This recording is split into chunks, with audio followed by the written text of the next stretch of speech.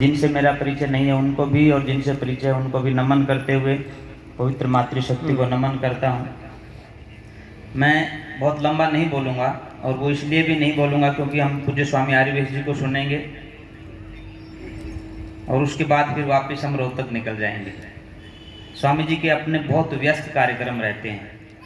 आपको आश्चर्य होगा ये जानकर कि लॉकडाउन से पहले का जो समय था, 1 वर्ष के कार्यक्रम हमने गिनती की, पत्रिका में पूरे कार्यक्रम छापे।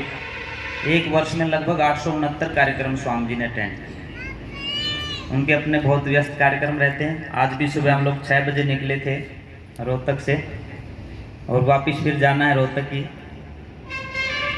उनको हम सुनना चाहेंगे। उनको इसलिए भी सुनना ज़रूरी है कि संगठन के जहाँ मुखिया होते हैं वो एक दिशा देते हैं, उनकी दिशा के अनुसार हमें आगे बढ़ने की आवश्यकता होती है। मैं तो संकेत रूप में 2-3 बातें सिर्फ इतना ही कहना चाहूँगा।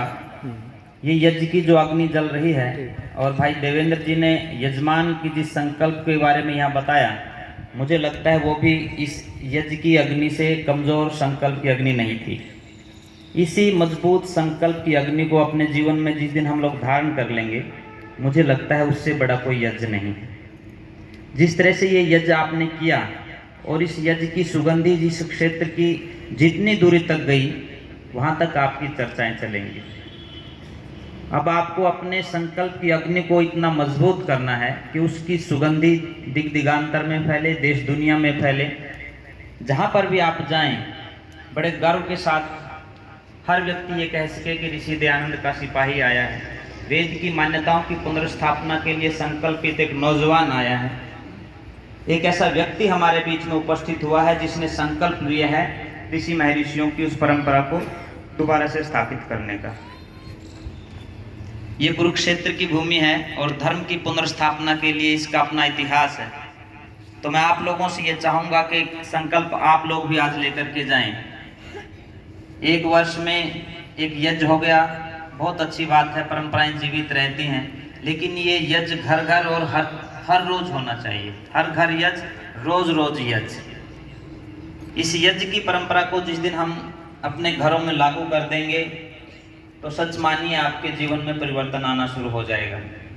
जिस दिन हम यज्ञ में बैठ करके, इकट्ठे बैठ करके यज्ञ में आहुतियाँ देंगे, उसी दिन से परिवारों का टूटना बंद हो जाएगा। जिस दिन हम यज्ञ में बैठ करके अपने बुजुर्गों के साथ आशीर्वाद लेकर के आहुतियाँ डालेंगे, उस दिन से हमारे संस्कार मजबूत होने लग जाएंगे। विडंबना यह है कि हम बुजुर्गों के पास बैठते नहीं, परिवार की माताओं बहनों के पास बैठते नहीं, बहुएं अपनी सास के पास नहीं बैठती,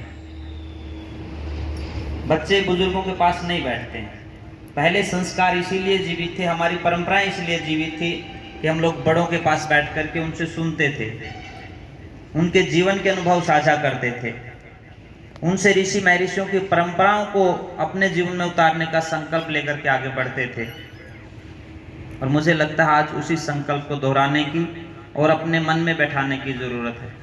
जब आप यहाँ से जाएं तो इस संकल्प के साथ जरूर जाएं कि आज के बाद ज़्यादा नहीं, प्रतिदिन नहीं तो कम से कम अमावस्या को, पूर्णवासी को हम यज्ञ जरूर करेंगे। और न सिर्फ यज्ञ करेंगे बल्कि औरों को भी प्रेरित करेंगे।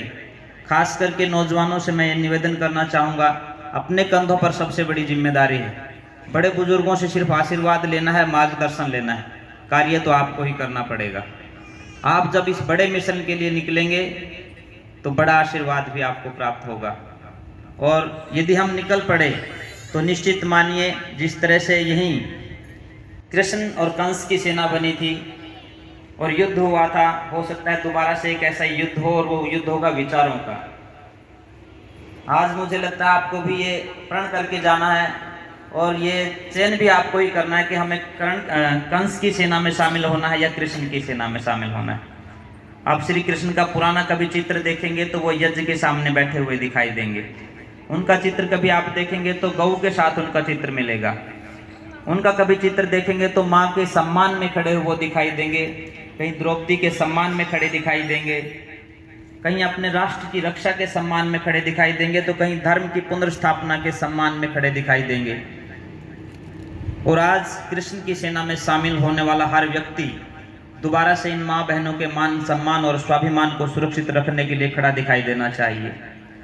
हरियाणा की भूमि जिसको कहते थे कि देशों में देश हरियाणा जित दूध दही का खाना, वो हरियाणा और पंजाब आज देश में सबसे ज्यादा शराब से शराबोर है। तो कहीं ना कहीं आज कृष्ण की सेना को ये भी संकल्प लेना है कि इस मेरे हरियाणा में दोबारा से गौ माता का दूध जो है वो यहाँ उपलब्ध हो, शराब की बजाय शराब बंद हो।